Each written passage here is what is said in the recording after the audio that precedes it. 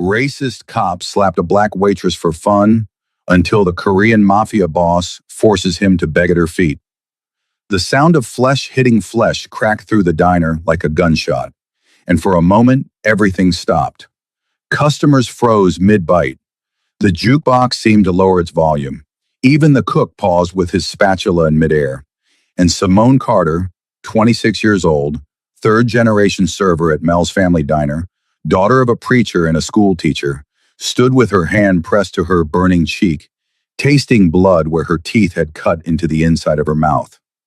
Officer Jake Morrison loomed over her, his meaty hand still raised, badge glinting on his chest like a shield against consequence. "That's what you get for talking back to me, girl," he said, the word dripping with centuries of hatred. "Maybe next time you'll learn some respect." Simone's ears were ringing, not from the physical pain, though her face throbbed where his palm had connected, but from the humiliation. 20 pairs of eyes watched her, 20 witnesses to her degradation, and not one person moved to help. Not one person said a word, because Jake Morrison was a cop, had been for 12 years, and everyone in this part of Oakland knew better than to cross him. "I asked for my check," Simone said, voice shaking but clear. "That's all. I didn't talk back. I just asked if you were ready for your check." "You asked with an attitude." Morrison leaned closer, his breath reeking of the bourbon he'd been drinking, despite being in uniform. "You people always have an attitude. Think you're entitled to respect you haven't earned." Simone felt tears burning behind her eyes, but she refused to let them fall. Not here. Not in front of him. She'd spent her whole life swallowing this kind of poison, smiling through microaggressions and outright racism, keeping her head down to survive. But something in her had reached its limit. "I earned my respect by showing up every day and doing my job," she said quietly. "What did you do to earn yours besides pin on a badge?" Morrison's face went purple with rage. He raised his hand again, and Simone braced herself for another blow. But it never came. A hand, elegant, perfectly manicured, with a titanium watch that probably cost more than Simone's car, caught Morrison's wrist mid-swing. The grip must have been crushing because the cop's expression shifted from rage to pain in an instant. "I wouldn't do that if I were you," said a voice like silk over steel. Korean accent, barely noticeable, but there. "Not unless you want to lose this hand." Simone looked up, way up, into the face of the most beautiful man she'd ever seen. He was tall, at least 6 feet, with the kind of face that belonged on magazine covers. Sharp jawline, full lips, eyes so dark they looked black in the diner's fluorescent lighting. He wore a charcoal suit that screamed money, and he held Morrison's wrist with the casual confidence of someone who knew exactly how much damage he could do. "Who the fuck are you?" Morrison tried to pull his hand free and failed. "Do you know who I am?" "Officer Jake Morrison, badge number 4782, 12 years on the force, currently under investigation for excessive force. That makes 3 times now, and somehow still employed." The man's smile didn't reach his eyes. "I know exactly who you are. The question is, do you know who I am?" Something flickered across Morrison's face. Recognition, maybe, or fear. "You're that Korean Kang Yoon-suk, but my friends call me Yoon." He released Morrison's wrist with a slight shove that sent the cop stumbling backward. "You are not my friend. You are a man who just assaulted a woman in a room full of witnesses. So here's what's going to happen. You're going to apologize to this young lady, then you're going to leave, and you're never going to come back to this establishment. Understood?" Morrison's hand dropped to his gun. The entire diner sucked in a collective breath, but Yoon didn't even flinch. He just tilted his head slightly, like Morrison was a mildly interesting insect. "Go ahead," Yoon said softly. "Draw on me, give me a reason. But know that before you clear leather, my people outside will have already called every news station in the Bay Area. And tomorrow morning, the whole world will watch video of a white cop pulling a gun on an unarmed Korean civilian for stopping him from beating a black woman." His smile sharpened. "Your choice, officer. What's it going to be?" Morrison's hand moved away from his gun like it had burned him. He looked around the diner, finally seeming to register all the phones pointed in his direction, recording everything. When he spoke, his voice shook with suppressed rage. "This isn't over." "Yes," Yoon said calmly. "It is. Apologize. Now." Morrison turned to Simone, jaw clenched so tight she could see the muscle jumping. "Sorry," he bit out, making the word sound like a curse. "Not good enough." Yoon's voice dropped to something dangerous. "A proper apology. On your knees." "What? I'm not—" "You slapped her, humiliated her, made her feel less than human." Yoon stepped closer, and despite Morrison's size advantage, he seemed to shrink. "The least you can do is apologize properly. On your knees." For a long moment, Simone thought Morrison would refuse. Thought he'd pull his gun, or call for backup, or do something stupid. Instead, slowly, his face burning with shame and fury, he lowered himself to his knees in front of her. "I apologize," he said through gritted teeth, "for hitting you." "For assaulting you," Yoon corrected. "Use the right word." "For assaulting you. Look at her when you say it. She's a person. Treat her like one." Morrison's eyes met Simone's, and she saw pure hatred there. But she also saw something else. Fear, and the knowledge that, for once in his life, he wasn't the one with power. "I apologize for assaulting you, Miss Carter," Simone said, finding her voice. Simone Carter. "Miss Carter." The name sounded like poison on his tongue. "It won't happen again." "No," Yoon agreed. "It won't. Because if it does, Officer Morrison, I will personally ensure that every dirty secret you've buried over the past 12 years comes to light. Every payoff, every planted evidence, every covered-up shooting, all of it." He leaned down slightly. "I have very good investigators and unlimited resources. Test me if you don't believe it." Morrison scrambled to his feet and fled, not even bothering to pay his bill. The moment the door slammed behind him, the diner erupted into chaos. Everyone talking at once, phones still recording, the cook shouting that the meal was on the house. And Simone just stood there, hands still pressed to her burning cheek, staring at the man who'd just upended her entire world.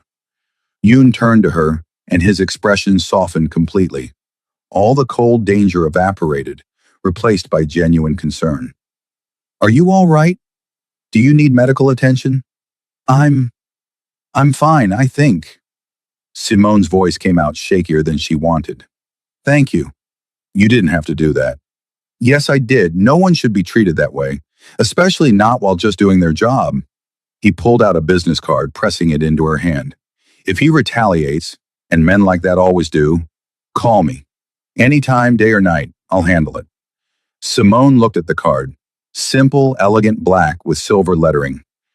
Kang Yoon Seok, and a phone number. No company name, no title, just his name and a way to reach him. "Who are you?" she asked. "Really?" His smile was mysterious.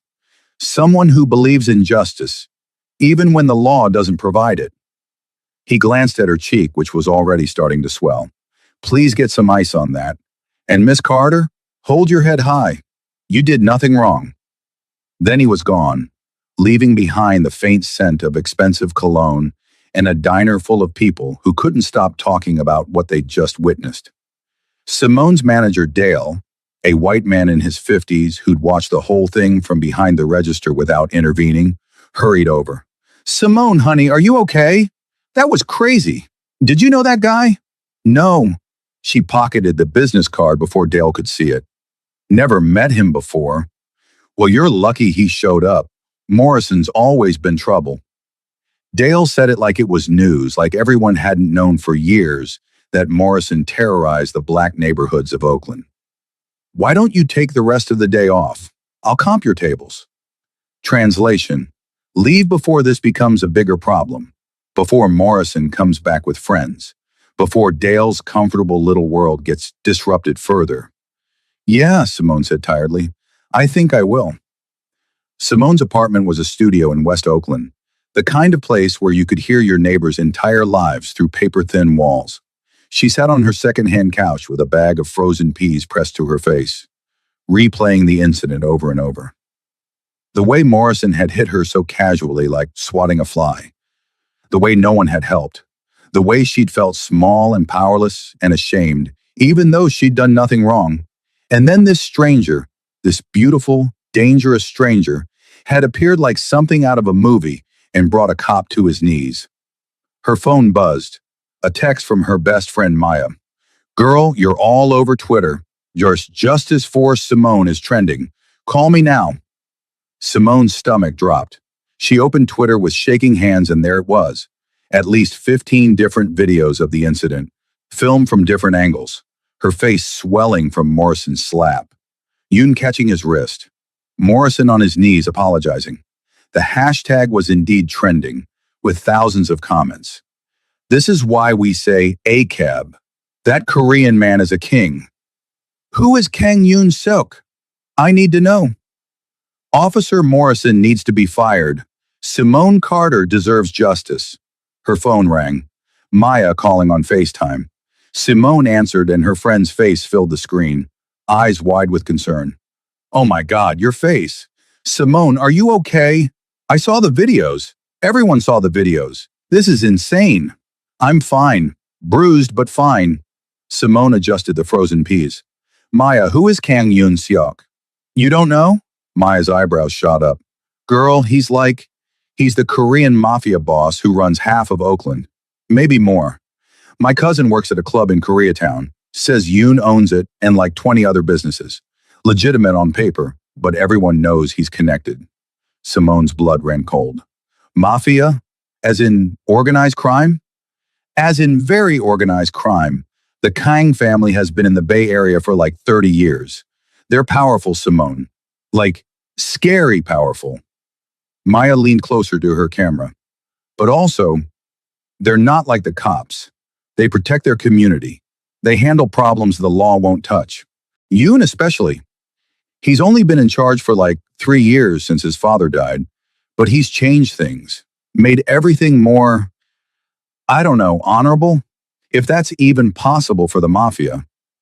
He gave me his card, said to call if Morrison retaliates. Keep that card safe. You might need it." Maya's expression turned serious. "Simone, cops like Morrison don't just let this go, especially not now that it's viral. He's going to want revenge, and the police department will protect him because that's what they do. So what am I supposed to do? Hide? Let him win? No, you do what you've always done. You survive. But maybe you accept help when it's offered, even if it comes from unexpected places." They talked for another hour, Maya filling her in on the social media firestorm. News outlets were already picking up the story. Civil rights organizations were calling for Morrison's firing. The Oakland PD had released a statement saying they were looking into the matter, which everyone knew meant they'd do nothing. After Maya hung up, Simone sat in silence, staring at Yoon's business card. A mafia boss. She'd been rescued by a criminal. The irony wasn't lost on her. The cop who was supposed to protect her had assaulted her, while the criminal had defended her. Her phone buzzed again.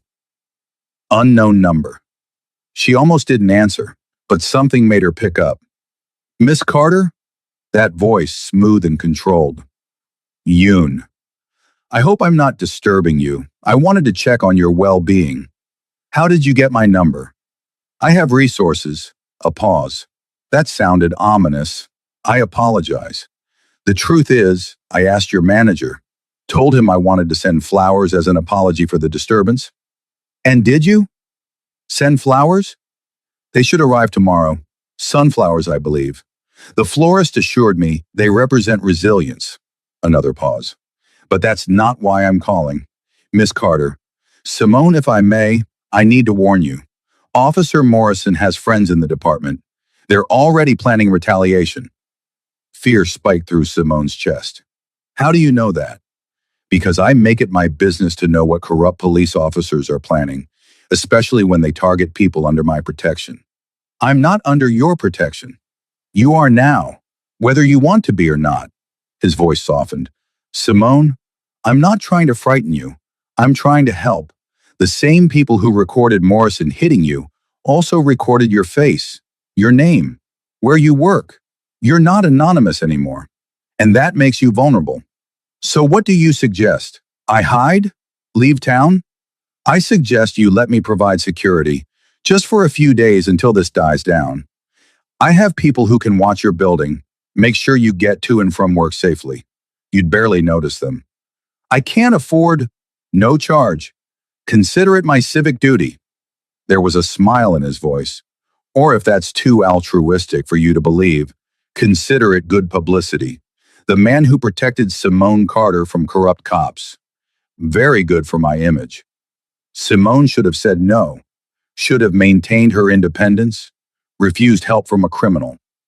But she remembered Morrison's face, the hatred in his eyes, and she heard herself saying, "Okay, but just for a few days, and your people stay outside.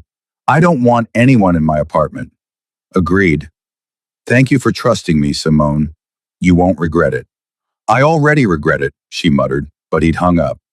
The next morning, Simone woke to find two things: a massive bouquet of sunflowers outside her door, with a note that said, "Stay strong, YS," and a sleek black car parked across the street with two Korean men in suits sitting inside.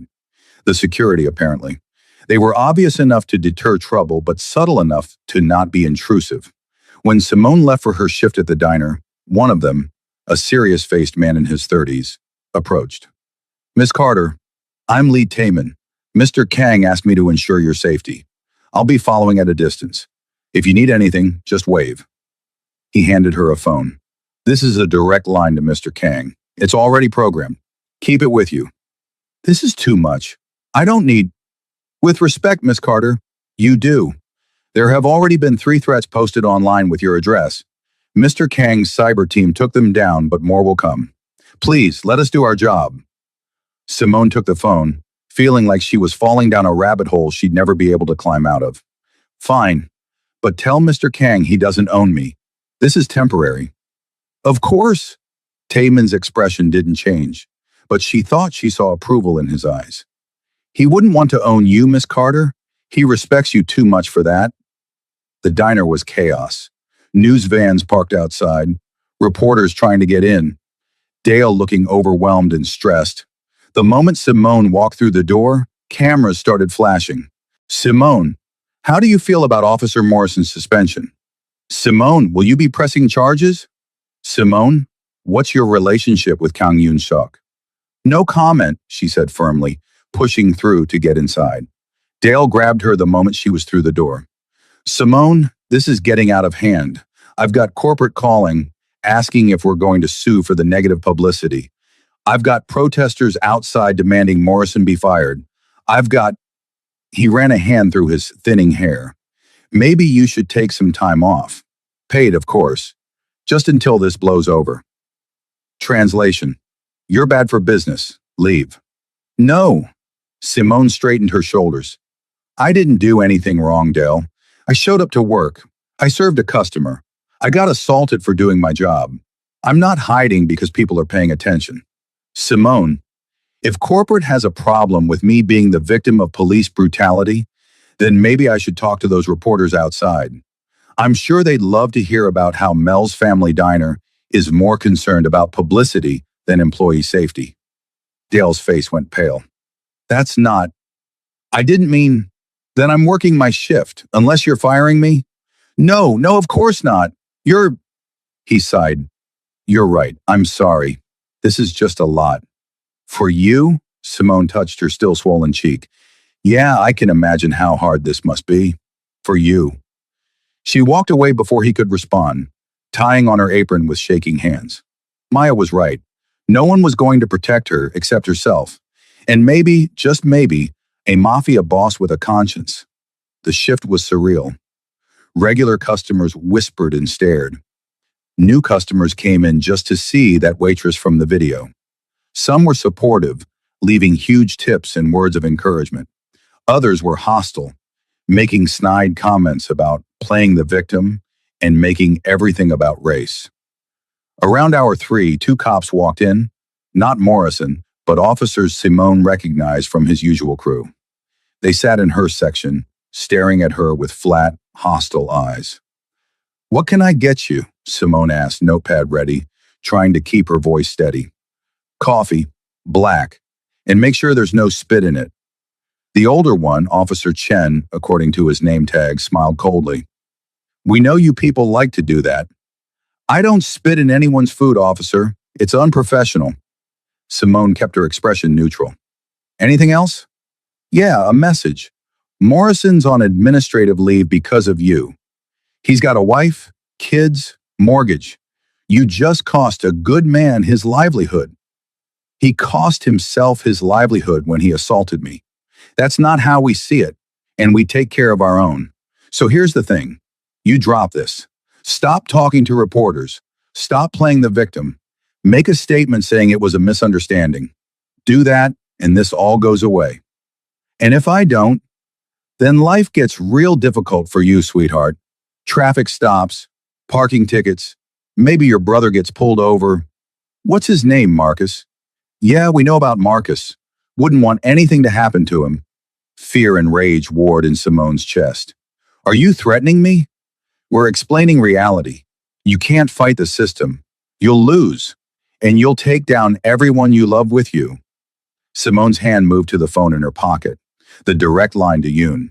But before she could pull it out, the diner's front door opened, and Yoon walked in like he owned the place. He was dressed casually today, designer jeans, a black t-shirt that showed off a lean, muscular frame, leather jacket. But he radiated the same dangerous authority. His eyes swept the room, landing on the two cops in Simone's section, and his expression went cold. Gentlemen, he said pleasantly, approaching their table, I couldn't help but overhear your conversation. Something about making Simone's life difficult? Officer Chen stood, hand dropping to his gun instinctively. This is a private conversation. Move along. Is it private? Because it sounded like you were threatening a woman in a public place. Again, does the Oakland PD have a policy encouraging that? Or is it just a hobby for you boys? You need to leave. Now. Or what? You'll shoot me? In front of all these witnesses? Yoon gestured to the dozen phones already recording. Go ahead. But know that I have lawyers who specialize in police misconduct. Very expensive lawyers, very aggressive lawyers. They'd love another case. The younger cop, barely 25, nervous, tugged on Chen's sleeve. Come on, man. Let's just go. But Chen wasn't done. You think you're untouchable because you've got money and connections. But you're just another gangster. And eventually we're going to catch you doing something that sticks. Yoon smiled, and it was terrifying. Officer Chen, you've taken $17,000 in bribes over the past 4 years. You falsified 3 police reports. You covered up Morrison's involvement in the death of Marcus Williams, no relation to our Simone, different Marcus, during a traffic stop in 2021. Should I continue? Chen's face drained of color. How do you? I told you, I have very good investigators. And unlike you, I don't make threats I can't back up. Yoon's voice dropped to something deadly quiet. Here's what's going to happen. You're going to leave this establishment. You're never going to speak to Simone again. And you're going to tell Morrison and every other corrupt cop in your department that Simone Carter is off limits. Because if one parking ticket appears on her car, if her brother gets pulled over, if anything at all, happens to her or her family, I will release every piece of dirt I have on every single one of you. Am I clear? Silence. Chen's hands were shaking. The younger cop looked ready to bolt. I said, am I clear? Crystal, Chen bit out. Then they left, practically running from the diner. Yoon turned to Simone, and his expression softened immediately. I apologize for the interruption. Are you all right? You just threatened police officers.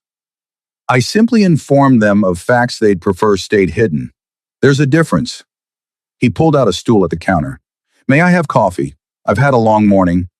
Simone poured him coffee with shaking hands, hyper-aware of everyone watching. You can't keep doing this, showing up, making enemies on my behalf. This isn't your fight. Isn't it? I made it mine the moment I stopped Morrison from hitting you a second time. He took a sip, made an appreciative sound. Good coffee, but you're right. We should probably discuss this somewhere more private. Are you free after your shift? Why? Because I'd like to buy you dinner. properly this time, and explain why I'm invested in your well-being beyond simple altruism. I don't date criminals. Good policy. I'm not asking for a date. I'm asking for a conversation between two people who find themselves unexpectedly connected. His dark eyes held hers. Please, 1 hour of your time. If you hate every minute, I'll remove my security detail and you'll never hear from me again. Simone should have said no, should have maintained boundaries. But curiosity was eating her alive. And honestly, she wanted to understand this man who'd upended her life in the span of 48 hours. 1 hour, but I picked the place. Somewhere public. Yoon's smile was genuine this time, reaching his eyes. Deal. Simone chose a Thai restaurant in Temescal, small but always crowded, the kind of place where you couldn't have a truly private conversation, but also felt safe because there were witnesses everywhere. Yoon arrived exactly on time, this time with only one security guard who waited outside. Thank you for meeting me, he said, sliding into the booth across from her. Up close, in better lighting, Simone could see details she'd missed. A thin scar through his left eyebrow. Laugh lines around his eyes that suggested he smiled more than his reputation implied. And the way he moved with careful control, like someone who'd been trained to never reveal weakness. You said you'd explain. So explain. Why do you care what happens to me? Directly to the point. I appreciate that. Yoon paused as the waiter took their orders. Pad Thai for Simone, drunken noodles for him, then continued. 3 years ago, when I took over the family business from my father, I made a decision. I would use our resources to protect people the system fails. People like you. Why? Because when I was 16, I watched a cop beat my mother during a traffic stop. She was guilty of nothing except having an accent and not understanding his questions fast enough. She died 2 weeks later from internal injuries the hospital missed. And the cop? His jaw clenched. Paid administrative leave. Back on the streets within a month. No charges. No consequences. Simone's throat tightened. I'm sorry. So when I saw Morrison raise his hand to you, I saw my mother.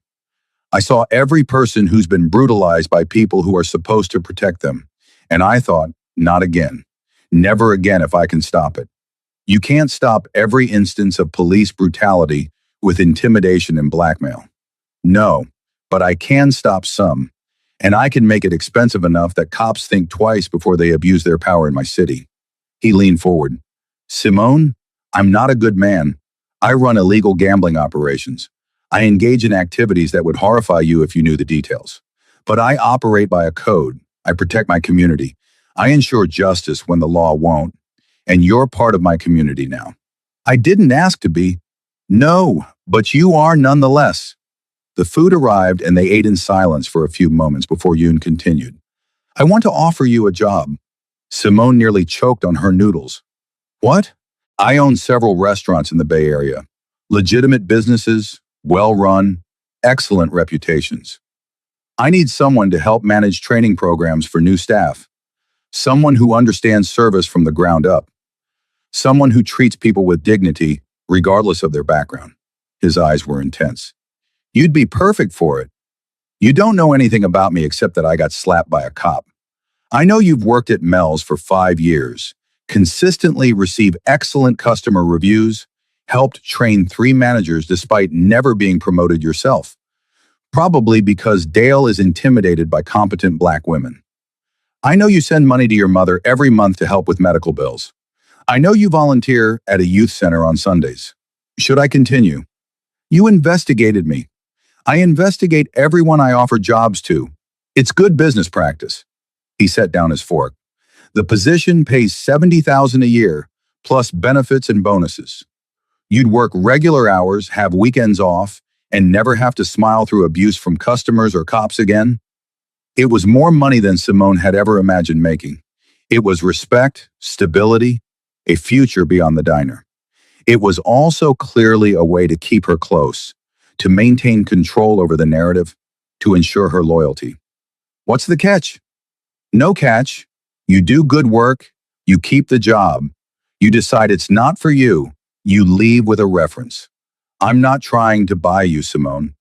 I'm offering you an opportunity that conveniently keeps me in your orbit. Yes, he admitted. It does because honestly, I find you fascinating. You're brave and principled and you don't back down even when you're terrified. Those are rare qualities. I'd like to know you better, and I thought a professional relationship might be a good place to start. And if I say no, then you say no. The security detail stays until I'm confident Morrison won't retaliate. The job offer remains open if you change your mind, and I'll respect your wishes for distance. Simone studied him, trying to see past the handsome face and expensive clothes to the man underneath. She saw intelligence, yes. Danger, absolutely. But also something like loneliness. The isolation of someone who lived in shadows and couldn't trust easily. I need to think about it. Of course, take all the time you need. Yoon signaled for the check, but Simone grabbed it first. I pay my own way. His smile was approving. Another reason I like you. Over the next week, Simone's life became a circus. The video of Morrison on his knees went viral worldwide. Civil rights organizations called, wanting her to speak at rallies. Lawyers offered to represent her pro bono in a lawsuit. The police union released a statement calling the incident an unfortunate misunderstanding blown out of proportion by outside agitators. Morrison himself appeared on a local news program, tearful and apologetic. I made a mistake in a high-stress moment, he said. I've apologized to Miss Carter and I'm getting help for my issues. I just hope the community can forgive me. No mention of the racism, no acknowledgement of the pattern of abuse, just a white man crying and asking for forgiveness he didn't deserve. And the comments section was exactly what Simone expected. He apologized. What more do you want? She's just milking this for attention. That Korean mafia boss is the real criminal here. Simone threw her phone across the room and immediately regretted it when the screen cracked. Her phone, the one Yoon had given her, buzzed. A text. I saw the interview. Don't let it get to you. Liars always reveal themselves eventually. YS. Before she could respond, he called. I'm sorry Morrison is a manipulative coward, Yoon said without preamble. But I wanted you to know. I have a gift for you. Yoon, I can't accept. It's not that kind of gift. It's information. Morrison's lawyer made a mistake during that interview. He referenced dates and times that don't match the official police report. My lawyers noticed. They're already filing motions for discovery. With any luck, we'll prove he's lied under oath. I took the liberty of retaining a legal team on your behalf. Again, no charge. Consider it community service. Before she could protest, he continued. Simone, they're going to try to bury this, make you look like the aggressor. But I won't let that happen. You have my word. Why does your word mean anything? You're a criminal. Because I've never broken a promise. Not once. My word is the only currency I have that can't be bought or stolen. And I promise you, Morrison will face consequences. Real ones. Even if I have to engineer them myself. There was something both comforting and terrifying about that promise. Thank you for all of it, even though I still think you're doing too much. I disagree, but you're welcome nonetheless. A pause. Have you thought about the job offer? I have. And I want to see one of these restaurants first. Meet your staff. Make sure this isn't some elaborate scheme to, I don't know, trap me or compromise me or whatever mafia bosses do. Yoon laughed, the sound rich and genuine. Mafia bosses mostly do boring things like review spreadsheets and mediate disputes over territory. But yes, I'd be happy to give you a tour. Tomorrow, I can pick you up. I'll meet you there. Send me the address. Independent to the end. I like it. The restaurant was in Jack London Square. Waterfront property with floor-to-ceiling windows overlooking the bay. Modern Korean fusion, according to the sign. Hana, in elegant script. Yoon was waiting outside, dressed in business casual. Slacks and a button-down that probably cost more than Simone's monthly rent. Welcome to Hana. It means one in Korean, but also flower. My mother's favorite word. Inside, the space was stunning. Clean lines, warm woods, traditional Korean art mixed with contemporary pieces. And the staff, racially diverse, professional, all wearing smiles that looked genuine rather than forced. A young black woman approached, her smile widening when she saw Simone. "Oh my God, you're Simone Carter. From the videos. Girl, what you did was so brave." "I didn't do anything except get hit," Simone said uncomfortably. "You stood up to a corrupt cop. You didn't back down. That's everything." She turned to Yoon. "Boss, you didn't tell us Simone Carter was visiting." "I wanted it to be a surprise, Jessica." "Simone, this is Jessica Chen, our head server." "Jessica, Simone is considering joining our management team." Jessica's eyes went wide. "Seriously? That would be amazing. We could use someone with real service experience in management. No offense, boss, but some of your corporate people don't know their ass from their elbow when it comes to the floor." Yoon's lips twitched. "None taken. That's precisely why I'm recruiting Simone. Would you mind showing her around while I handle some calls?" For the next hour, Jessica gave Simone a complete tour. The kitchen, professional, immaculately clean. The storage areas, well organized, properly labeled. The staff break room, comfortable, with actual amenities instead of just a folding chair in a closet. "It's not perfect," Jessica said honestly. "Like anywhere else, we have our issues. But Mr. Kang treats us well. Fair wages, good benefits, respect. I worked at 3 other restaurants before this, and I've never been happier." "Does he, does everyone know about his other businesses?" Jessica's expression became guarded. "We know he's connected. But honestly, it doesn't affect our day-to-day. He keeps the criminal stuff separate. And having a boss with that kind of power means we're protected. You know how many times I got sexually harassed at my last job?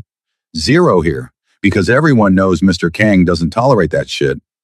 They returned to find Yoon in his office, a space that was somehow both luxurious and functional. He looked up from his laptop, eyes finding Simone immediately. "What do you think?" "I think you run a good restaurant, but I still have questions." "Ask them. If I take this job, am I obligated to you? Do I owe you loyalty beyond the normal employee-employer relationship?" "No. You show up, do good work, treat people with respect. That's all I ask. The same thing I ask of everyone. And if I see something illegal, if your criminal business intersects with the restaurant, it won't. I keep everything compartmentalized. But hypothetically, if you did, you'd be free to walk away or report it. I wouldn't retaliate." "You say that now." "I mean it always." He stood, moving around the desk to lean against it, closer to her, but not invasive. "Simone, I know trust is earned. I'm not asking you to trust me fully right now. I'm asking you to give this a chance. 3-month trial period. If it doesn't work out, you leave with severance and a reference. No strings, no threats, just a professional parting of ways." It was a good offer, better than good. And sitting in this office, seeing how he'd built something legitimate and functional, Simone found herself wanting to believe him. "Okay, 3 months. But Yoon, I need you to be straight with me. Are you doing this because you feel guilty about my situation? Or because you genuinely think I'd be good at the job?" "Both," he admitted. "I do feel responsibility for making you a public figure. But I also think you have skills and perspective that would make you excellent at this. You understand service. You understand how to manage difficult people. And you give a damn about doing things right. That's rare. When do I start?" His smile was radiant. "Whenever you're ready. Give Dale 2 weeks' notice if you want to be professional, or leave tomorrow if you don't care about burning that bridge." 2 weeks, I'll do it right." She stood, extending her hand. "Professional relationship, nothing more. Agreed?" Yoon took her hand, his grip warm and firm. "Agreed. Though I reserve the right to pursue friendship if we find ourselves compatible as colleagues. Friendship with a mafia boss, my mother would be so proud. Introduce me someday, I'll charm her." "You're very confident in your charm. It's gotten me this far." 2 weeks later, Simone walked out of Mel's diner for the last time. Dale had been passive-aggressively bitter about her notice, making snide comments about taking blood money from criminals and selling out for a paycheck. She'd smiled through it, counted down the days, and left without looking back. Her first day at Hana was overwhelming in the best way. Yoon introduced her to the full management team, a mix of Korean, Chinese, Black, and Latinx professionals who seemed genuinely excited to have her. Her office was small but hers, with a window view and a door that closed. Training staff starts Monday, Yoon told her during their end-of-day check-in. Until then, shadow our current operations, learn our systems, ask questions. And Simone? He paused at her door. Thank you for taking a chance on this. On me. Don't make me regret it. I'll do my best. The first month was smooth. Simone threw herself into the work, developing training protocols, interviewing new hires, mediating staff conflicts. She was good at it, better than she'd expected. And working with Yoon was surprising. He was demanding but fair, expected excellence, but supported his people when they struggled. He remembered everyone's names, asked about their families, celebrated birthdays and work anniversaries. He was nothing like the cold mafia boss stereotype. But Simone also saw glimpses of the other Yoon, the one who took calls in Korean, voice dropping to something hard and dangerous. The one whose knuckles were sometimes bruised despite his desk job. The one who disappeared for hours with no explanation, returning with shadows in his eyes. They fell into a rhythm, professional but increasingly friendly. Coffee meetings turned into lunch meetings turned into occasional dinners where they talked about everything except his criminal operations. Books, music, their childhoods, dreams they'd abandoned and ones they still held. I wanted to be a doctor, Simone admitted one night over soju and Korean fried chicken at a late-night pojangmatcha. Got a full scholarship to Howard, but my dad got sick sophomore year, and I had to come home to help. By the time he died, I'd lost my scholarship, lost my place, so I just stayed. Do you regret it? Every day, but also no, because I was there for him at the end. Some things matter more than dreams. You could still go back, finish your degree. I'm 26 with student debt and responsibilities. That ship has sailed, or it's just delayed. Yoon's eyes were serious. Simone, money doesn't solve everything, but it solves some things. If you wanted to go back to school, I could help. Not as your boss, as your friend. We're not friends, aren't we? He smiled slightly. We have dinner twice a week. You text me stupid memes at 2 a.m. I know your coffee order and your favorite type of donut. What would you call it? A very complicated professional relationship, if that helps you sleep at night. But he was right, and Simone knew it. They'd become friends despite her best efforts to maintain boundaries. And if she was honest, it was getting harder to ignore the way her heart raced when he smiled, the way she found herself checking her phone for his texts, the way she noticed every detail about him, how he took his coffee, the scar he got falling off a bike at 8, the way his eyes crinkled when he laughed. She was falling for him, and it was the worst possible idea. 3 months into her new job, Morrison made his move. Simone was closing up Hana late one night. Yoon was handling business elsewhere. Most of the staff had left, and she was just finishing paperwork in her office. She heard the front door open and called out, "We're closed!" Heavy footsteps. Multiple people. Simone's blood ran cold. Morrison appeared in her doorway, still in uniform, flanked by officers Chen and 2 others she didn't recognize. All armed, all looking at her with expressions that promised violence. "Hello, Simone," Morrison said pleasantly. "We need to have a conversation about your Korean boyfriend and his very illegal businesses. I don't know what you're talking about, and you're trespassing. Leave, or I'm calling the police." The irony wasn't lost on anyone. "We are the police, sweetheart, and we have a warrant to search this establishment for evidence of money laundering, illegal gambling, and racketeering." He pulled out a folded paper. "Signed by Judge Martinez just this afternoon." Simone's hands shook as she took the warrant. It looked official. Proper seals, signatures, the works. "Fine, search, but I'm documenting everything." She pulled out her phone. Morrison's hand shot out, knocking the phone from her grip. It shattered against the wall. "Whoops, Butterfingers. You know, accidents happen a lot during searches. Property gets damaged. Evidence gets found in unexpected places. Sometimes people even get hurt resisting. I'm not resisting anything. Not yet. But you will. He stepped closer and Simone backed up until she hit her desk. See, this is what happens when you embarrass cops. When you cost good men their careers. When you fuck gangsters and think you're untouchable. You learn that there are consequences.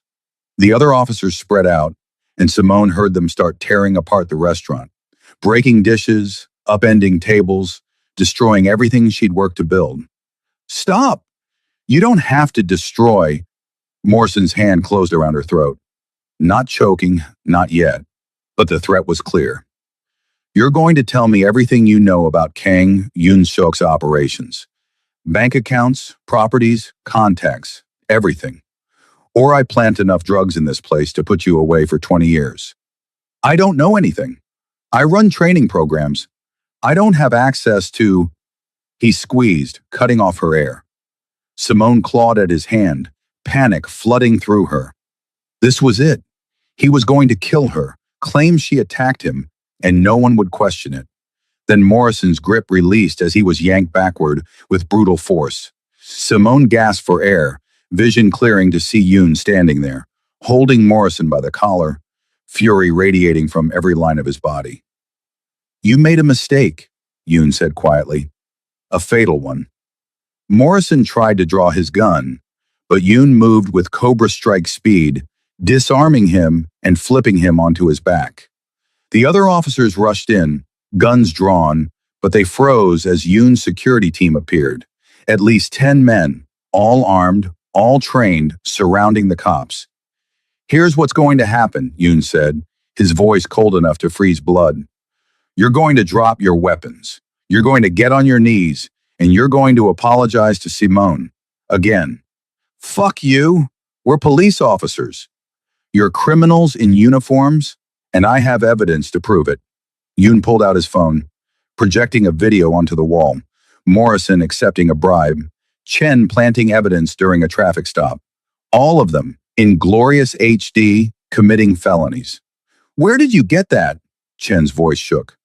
I've been investigating you for months, ever since you first assaulted Simone. I knew you'd try something like this eventually, so I prepared. Yoon's smile was vicious.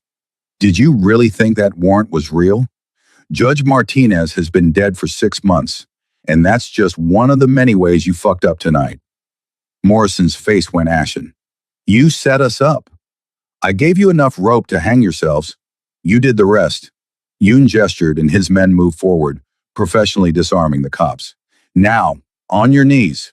Apologize, and pray I don't release this footage to every news outlet in the country. One by one, the officers dropped to their knees. Morrison was last, hatred burning in his eyes, but he did it. And he looked at Simone, who was rubbing her bruised throat, and spoke through gritted teeth. I apologize for assaulting you. Again. Not good enough, Yoon said. Tell her what you plan to do tonight. We were going to plant drugs, frame you, destroy your life. Morrison's voice broke with humiliation. I'm sorry. And I'm a racist piece of shit who abuses his power because I'm a coward who can't stand seeing black people succeed. The admission hung in the air, recorded by a dozen phones. Yoon's people had documented everything. Good. Now get out of my restaurant. If any of you ever come near Simone again, I won't be this merciful. I'll destroy you. Your careers, your families, your lives, everything. Understood? They scrambled to their feet and ran, leaving behind their weapons and their dignity. The moment they were gone, Simone's legs gave out. Yoon caught her, lowering them both to the floor, cradling her against his chest. I've got you. You're safe. I'm sorry I wasn't here sooner. How did you know? I had people watching Morrison. When he filed for the warrant, a fake warrant, using a dead judge's name, I knew he was making his move. I got here as fast as I could. His hand came up to gently examine her throat, and his eyes darkened. He hurt you. I'm okay. You're not, but you will be. He pulled her closer. Simone, I need to tell you something. I'm done playing defense. Morrison and his friends just committed multiple felonies on camera. I'm going to destroy them, legally this time. I have lawyers ready to file charges. I have the videos. By tomorrow morning, they'll all be arrested. They'll claim you framed them. Let them. I have evidence they can't refute. And more importantly, I have witnesses. You, my security team, all those cameras. He pulled back to meet her eyes. But I need your permission. Once I do this, there's no going back. You'll be in the spotlight again, testifying probably. Media circus. Are you willing? Simone thought about Morrison's hand around her throat, about every black person who'd been brutalized by cops and gotten no justice, about the power she'd just watched Yoon wield, and how he was offering to use it for her. Yes, burn them down. Yoon's smile was fierce and proud. That's my girl. The words sent heat through Simone's chest. I'm not your girl. Aren't you? His hand came up to cup her cheek gently, thumb brushing across her lips. Simone, I've been trying to be professional, respectful, to give you space. But watching him hurt you, thinking I might lose you, I can't pretend anymore. I'm in love with you, have been for weeks, maybe since that first day in the diner. Her breath caught. Yoon, you don't have to say anything. I know I'm not what you planned. I'm a criminal. I have enemies. I live in a world that could get you killed. But I love you. And if you give me a chance, I'll spend the rest of my life proving I can be worthy of you. Simone should have said no, should have protected her heart. But she was tired of being careful, tired of denying what she felt. So instead, she pulled him down and kissed him. It was soft at first, tentative, then deepened into something desperate and consuming. Yoon's arms wrapped around her, pulling her closer, and Simone let herself fall completely, trusting him to catch her. When they finally broke apart, both breathing hard, Yoon rested his forehead against hers. Is that a yes? That's a, we'll figure it out as we go. But yes, Yoon, yes, I'll take a chance on us. Thank God, I was prepared to grovel much longer. Save the groveling. We have corrupt cops to destroy. The arrest happened at dawn. FBI agents, federal, not local, raiding Morrison's house, Chen's house, the homes of everyone involved. The videos Yoon had collected were handed over to federal prosecutors, along with documentation of years of corruption. By noon, all four officers were in custody, charged with assault, attempted kidnapping, falsifying evidence, bribery, and a host of other felonies. The Oakland PD scrambled to distance themselves, suddenly very concerned about rooting out bad apples. Simone's story, the full story, from the first slap to the attempted frame-up, spread across every news outlet. But this time, she wasn't alone. Yoon stood beside her at the press conference, his presence both protective and empowering. Miss Carter has shown extraordinary courage, he told the assembled reporters. She refused to be silenced, refused to let corrupt officers intimidate her, and she trusted me to help her seek justice. I'm honored to have played a role in holding these men accountable. Mr. Kang, there are allegations that you used illegal methods to obtain the evidence against these officers. All evidence was obtained legally and has been verified by federal investigators. These men destroyed their own careers by committing crimes. I simply documented it. And your relationship with Miss Carter? Is it true you're romantically involved? Yoon looked at Simone, a question in his eyes. She nodded slightly and he smiled. Yes, Simone and I are together. She's an extraordinary woman, and I'm incredibly fortunate that she tolerates my presence. Tolerates is generous, Simone added, getting laughs from the press corps. But seriously, I want to thank Mr. Kang for using his resources to protect me and seek justice. Without him, Morrison and his friends would still be terrorizing our community. The questions continued, but Simone felt lighter than she had in months. The truth was out. The bad guys were in custody, and she had someone who saw her, valued her, loved her. The trial took 8 months. Morrison and his co-defendants tried every legal maneuver, claiming entrapment, questioning the evidence, attacking Yoon's character. But the videos were damning. The testimony was consistent, and the jury deliberated for less than 3 hours before returning guilty verdicts on all counts. Morrison got 12 years. Chen got 8. The others got between 4 and 6. Not enough, Simone thought, but more than most cops ever faced for their crimes. After the sentencing, she and Yoon stood outside the courthouse, reporters shouting questions. How do you feel about the verdict, Miss Carter? I feel like justice was served. Partially. These men going to prison doesn't erase the trauma they caused or bring back the people they killed. But it's a step, and it sends a message that no one is above the law, not even cops. And your relationship with Mr. Kang? Any updates? Simone looked at Yoon, who was smiling that private smile she'd come to love. Yeah, we're engaged. The gasps and camera flashes were immediate. Yoon pulled her close, kissing her temple. She said yes 3 days ago. Best decision I've ever made was asking, Mr. Kang, how do you respond to criticism that you're a criminal who can't lecture anyone about justice? I respond by saying that I've never pretended to be perfect. I've made mistakes. I operate in gray areas, but I've also used my resources to protect people the system fails. And I'll continue doing that, regardless of what critics think. His arm tightened around Simone. This woman made me want to be better, to use my power for good, not just profit. So yes, I'm a criminal, but I'm also a man who believes in justice. Even imperfect justice is better than none. They left the reporters behind, climbing into Yoon's car, a new one, less ostentatious because Simone had told him the Bentley was embarrassingly extra. How are you really feeling? Yoon asked as they drove toward the waterfront. Relieved, exhausted, a little sad that it took this long. Simone leaned against him. But mostly grateful. For you. For not letting them break me. You were never going to break. You're too strong. I felt pretty broken when Morrison had his hand around my throat. Yoon's jaw clenched. I should have killed him for that. No, you did better. You got him locked up legally. That's more satisfying than murder. If you say so. But he was smiling. Where do you want to go? Celebrate? Home. Our home. I just want to be with you. They'd moved in together 3 months ago. A house in the hills, beautiful but not ostentatious, with a garden Simone was slowly learning to tend. It was theirs, a space separate from the restaurants and the business and the criminal empire. That night, lying in bed with Yoon's arms around her, Simone thought about the journey that had brought her here.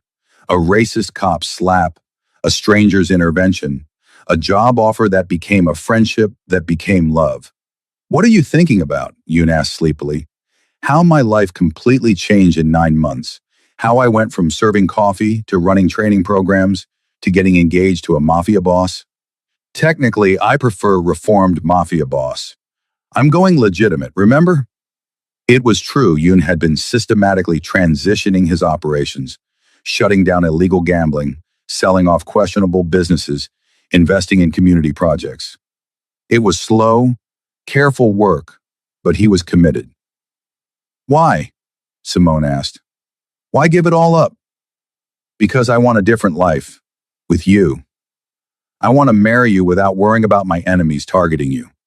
I want to have kids someday and not have to explain why daddy's business colleagues carry guns. I want to be someone you can be proud of. I'm already proud of you. You brought down corrupt cops. You protect your community. You're good to your people. I also run protection rackets and launder money through shell corporations. Nobody's perfect. She turned to face him. But seriously, Yoon, I love you for who you are, not who you might become. The criminal stuff, I'm not thrilled about it, but I understand why you do it, and I see you trying to change. That matters.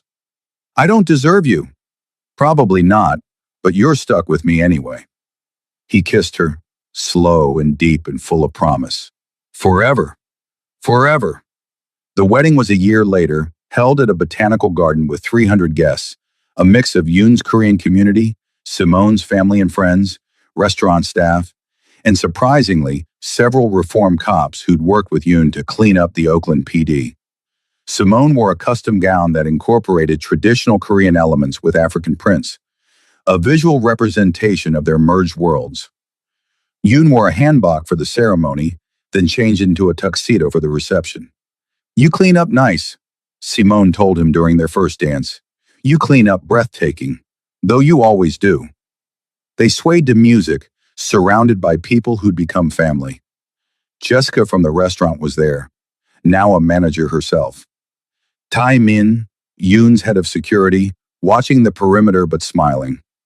Simone's mother, who'd been skeptical of Yoon until he'd sat down with her for 3 hours and explained his intentions in exhaustive detail. "I have something for you," Yoon said as the song ended. He pulled out an envelope. "Wedding gift." Inside was a letter of acceptance from UCSF's medical school and a check for full tuition. Simone's hands shook. "Yoon, I didn't even apply. I may have taken the liberty of submitting your application and writing a very compelling essay about your journey and securing some strong recommendation letters." He looked nervous. "If you don't want to go, that's fine. But Simone, you deserve to chase your dream. And I want to help make it happen."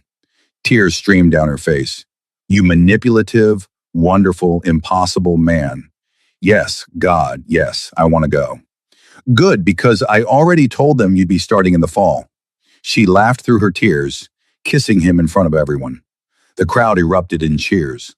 5 years later, Dr. Simone Carter Kang finished her residency at Oakland Children's Hospital. She specialized in treating underserved communities, taking patients regardless of insurance status, fighting to provide care to people the system ignored. Yoon had kept his promise, fully legitimate now, running restaurants and real estate companies, using his wealth to fund community programs and medical clinics. The criminal empire was gone, replaced by something better. They had 2 children, a daughter named Grace and a son named James. Both were being raised bilingual in English and Korean, learning about both their heritages, understanding that their parents had built something beautiful from broken pieces. One evening, Simone came home to find Yoon teaching Grace how to make kimchi while James played with blocks on the kitchen floor. The scene was so domestic, so perfect, so different from where they'd started. "Mama!" Grace ran over, hands covered in spicy paste. "Look what we made!" "It's beautiful, baby." Simone kissed her head, then moved to Yoon, wrapping her arms around him from behind. Hey yourself, doctor." He turned, kissing her properly. "How was your day?" "Good, exhausting, but good. Saved a kid's life, so that's a win." "You save lives every day. It's your superpower." Says the man who saved mine. "I didn't save you. I just gave you a safe space to save yourself." Simone thought about that first day in the diner, Morrison's hand connecting with her face, the humiliation, the fear, and then Yoon, appearing like an avenging angel, bringing a cop to his knees. "Do you ever regret it?" she asked. "Stepping in that day? You could have stayed out of it, kept your life simple." "Never, not for a second." He pulled her closer, resting his forehead against hers. "You're the best thing that ever happened to me, Simone. You made me better. Made me want more than just power and money. You gave me purpose. You gave me justice when the law wouldn't. You made Morrison beg at my feet. You showed me that sometimes the people who break the rules are the ones who care most about what's right." Poetic, but accurate. Grace tugged on Simone's scrubs. "Mama, why did someone need to beg at your feet?" Simone and Yoon exchanged glances. They'd have to tell the kids the full story someday, about racism and corruption, and the man who'd slapped their mother for no reason except hate. About how their father had used his power for good, even when that power came from complicated places. "That's a story for when you're older, baby," Simone said. "But the short version is that someone was mean to me, and your daddy made sure they couldn't be mean to anyone else ever again." "Daddy's a hero," Grace declared. "Mama's the hero," Yoon corrected. "I just helped." That night, after the kids were asleep, Simone and Yoon sat on their back porch, watching the lights of Oakland spread below them. "Do you think Morrison thinks about us?" Simone asked. "In prison, I mean." "Probably, with a lot of anger." Yoon took her hand. "But he lost, Simone. He tried to break you, tried to use his power to crush someone he saw as beneath him. And instead, he lost everything. His job, his freedom, his reputation. That's justice. Imperfect justice, but justice nonetheless." Simone leaned against him, feeling safe and loved and powerful in ways she never had before, because she'd learned something crucial. Justice wasn't always what the law provided. Sometimes it was what you demanded, what you fought for, what you built with your own hands. And sometimes, if you were very lucky, justice came in the form of a beautiful stranger who saw your worth when everyone else looked away, who loved you fiercely, who made corrupt cops kneel at your feet and beg for forgiveness. I love you, she told Yoon. I love you more, but we can argue about it later. Deal. They sat together in comfortable silence. Two people from different worlds who'd built a bridge between them. The waitress and the mafia boss, writing their own ending, one that defied every expectation and proved that sometimes the most unlikely love stories are the ones that matter most.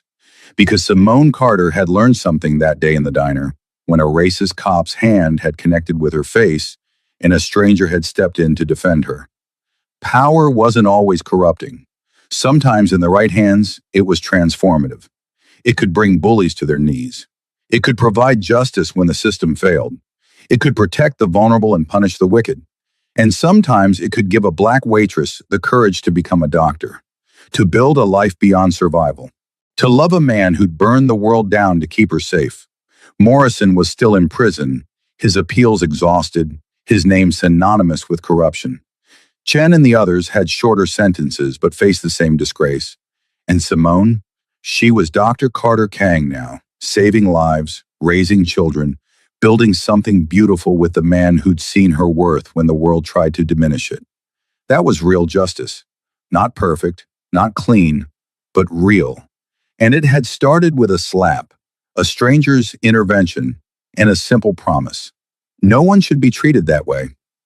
Yoon had kept that promise, and in keeping it, he'd given Simone something more valuable than revenge, the chance to become everything she was meant to be.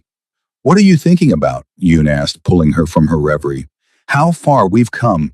How different my life could have been if you hadn't walked into that diner. I'd have found you eventually. Fate has a way of bringing people together. You don't believe in fate. I believe in us. Same thing." Simone smiled, turning to kiss him under the stars. And somewhere in Oakland, in a cell block reserved for disgraced cops, Morrison lay awake, probably still bitter, still hateful, still unable to accept that he'd destroyed his own life by underestimating a black waitress and the man who loved her. Justice had been served, not through the courts alone, but through courage and love and a willingness to fight back against a system designed to protect the powerful and punish the vulnerable. And every day Simone woke up grateful for Yoon, for her children, for the life they'd built from the ashes of that terrible day. Because sometimes the worst thing that ever happens to you becomes the catalyst for the best. Sometimes being slapped by a racist cop leads you to a man who'll make that cop beg at your feet. Sometimes humiliation transforms into power. And sometimes, just sometimes, justice wins.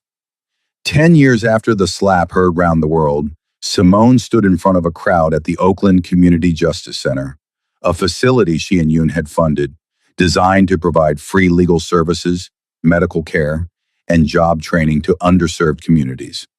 "This center exists because I learned something crucial," she told the assembled crowd. Politicians, community leaders, formerly incarcerated people rebuilding their lives. "I learned that justice isn't passive. It's something you fight for, something you demand, something you build." Yoon stood in the back, watching his wife command the room with the same fierce grace she'd shown that first day. Grace and James sat beside him, old enough now to understand their parents' story, proud of what their family had built. "Morrison thought he could slap me and face no consequences. He was wrong. Not because the system worked, it didn't, but because people who cared about justice more than procedure stepped in. Because my now husband saw wrong and corrected it, using the power he had in ways most people never would. This center is our way of extending that protection to everyone. You shouldn't need to know a mafia boss to get justice. You shouldn't have to go viral to be treated with dignity. Justice should be available to everyone, regardless of race, wealth, or connection." The crowd erupted in applause. Simone caught Yoon's eye across the room and smiled. They'd come so far from that diner, that alley, that moment of violence that had somehow become the foundation of everything good in their lives. After the ceremony, a young black woman approached Simone nervously. "Dr. Kang, I just wanted to thank you. I saw your videos back when I was in high school. I was being bullied by this security guard at school and nobody believed me. But watching you stand up to Morrison, it gave me courage to keep fighting. I reported him, got a lawyer, and he was fired." Simone pulled the young woman into a hug. "What's your name?" "Keisha. Keisha Martinez." "Well, Keisha, I'm proud of you. Never let anyone make you feel small. Never accept abuse as normal. You deserve respect. We all do.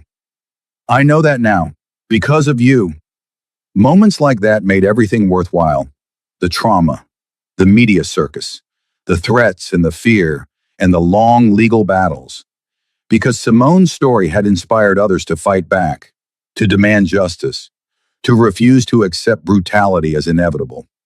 That evening, back at home, Simone found Yoon in his study, reviewing architectural plans for their next community center.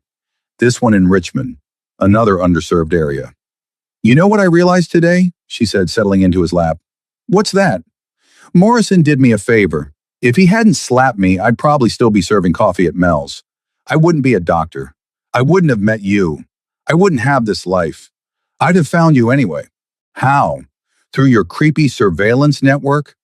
Through fate or determination? Whichever you believe in more." Simone kissed him, long and deep. "I believe in us, in the family we built, in the justice we fight for every day. That's my faith." "Mine too." Outside Oakland spread before them, a city still struggling with poverty and violence and systemic racism, but also a city fighting back. A city where former criminals became community leaders, where victims became advocates, where a slap in a diner became a catalyst for change. And in a federal prison 3 hours away, Morrison lay in his cell, probably still bitter, still refusing to acknowledge his guilt. But it didn't matter anymore. He'd lost, completely and permanently, while Simone had won. Not just justice for herself, but a life beyond her wildest dreams. Love, family, purpose, the ability to help others the way Yoon had helped her. "You know what the best revenge is?" she asked Yoon. "What?" "Living well, being happy, making a difference. Morrison wanted to break me, and instead I became someone who breaks systems of oppression. That's the ultimate victory." "Agreed. Though making him beg at your feet was pretty satisfying too." "Not gonna lie, that was a highlight." They laughed together, two people who'd found each other in the worst circumstances and built something beautiful anyway. Because that's what justice looks like sometimes. Not perfect, not clean, but transformative. And as the city lights flickered below them, Simone thought about all the people fighting their own battles against Morrison-like figures, against systems designed to keep them powerless, against hatred masquerading as authority. She thought about the young woman, Keisha, who'd found courage in her story, and she hoped that somewhere out there, someone else was watching their story and thinking, if Simone can fight back, so can I. Because that's what real justice does. It ripples outward, inspires others, creates change that outlasts any individual victory.